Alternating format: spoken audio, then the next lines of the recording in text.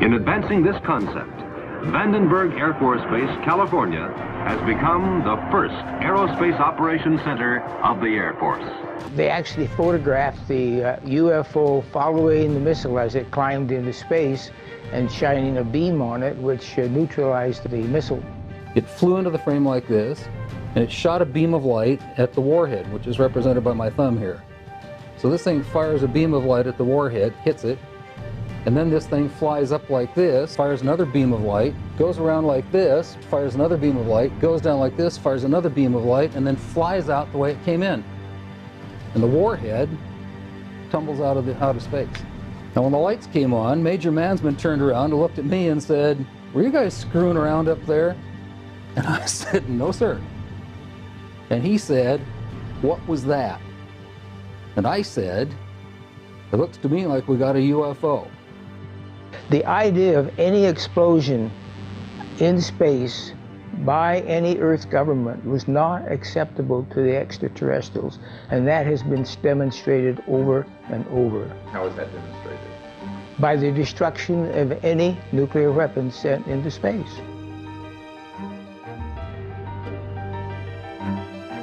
It was early in the morning. I received a call from my topside security guard. He and some of the guards had been observing some strange lights flying around the launch control facility. And I said, "Well, you mean UFO?" I think I used that word. He didn't know what they were, but they were lights that were flying around. I just kind of shook my head and just said, "Well, call me if anything more important than that happens." He calls back, and this time he's very frightened. I can tell by the tone of his voice, he's very shook up, and said, "Sir, there's a glowing red object hovering right outside the front gate." And as I was relating this to him, our missiles started shutting down one by one. The Air Force did an extensive investigation of the entire incident and was not able to come up with a probable cause for the shutdowns.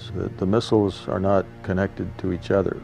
Having a fault at one site would not affect missiles at another location.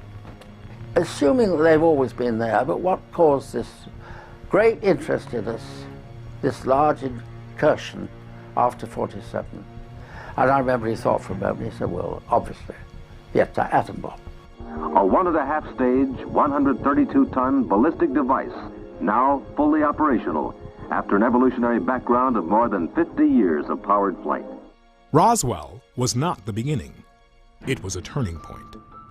We just dropped 2 bombs on a country. We had a test of that bomb a few months earlier, or a few weeks earlier in New Mexico. This probably was observed by these aliens somewhere, whether they were doing reconnaissance back then or how they ever figured it out. So they came here to observe and try to figure out what the heck was that.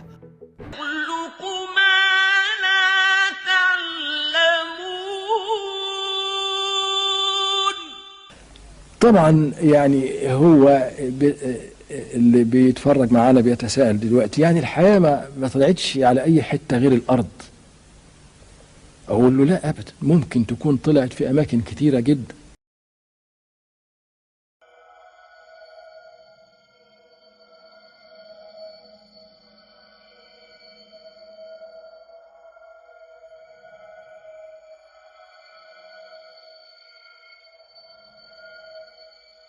والقرآن فيه إشارة صريحة في الحكاية دي: ومن آياته خلق السماوات والأرض وما بث فيهما، يعني في السماوات وفي الأرض، من دابة.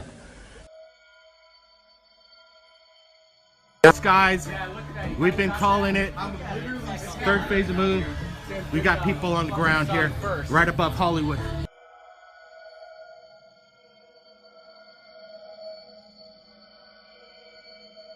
يعني في السماوات دواب، دي آية صريحة. ومن آياته خلق السماوات والأرض وما بث فيهما من دابة. فيهما يعني في السماوات دواب.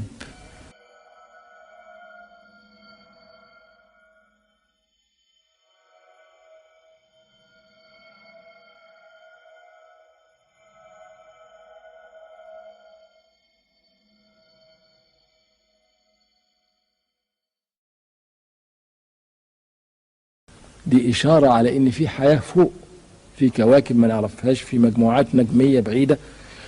وبعدين وإنه على جمعهم إذا يشاء قدير.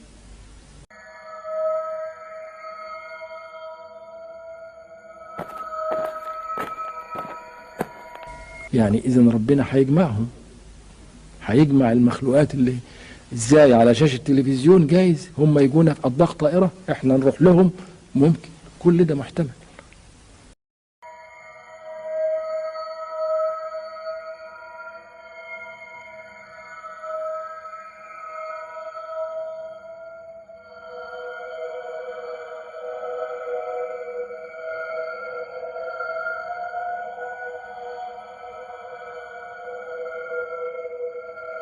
مش بعيد، لتركبن طبقا عن طبق.